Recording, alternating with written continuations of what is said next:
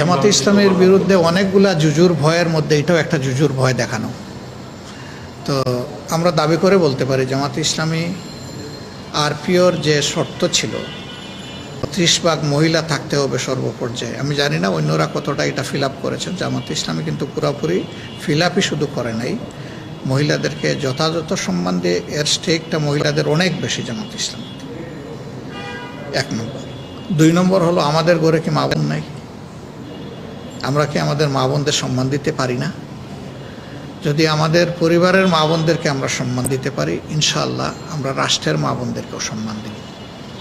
এবং আমাদের হাতে না আসলে আমরা মৌখিক বয়ানে এটা বুঝাইতে পারবো না। আল্লাহ যদি কোনোদিন এই জাতির খেদমতের জন্য আমাদেরকে কবুল করেন, তাহলে ইনশাআল্লাহ এদেশের নারী সমাজ সেদিন গর্ববোধ করবে এবং সেদিন তারা সম্মানের সাথে সমাজের সকল ক্ষেত্রে অবদান রাখবে ইনশাআল্লাহ।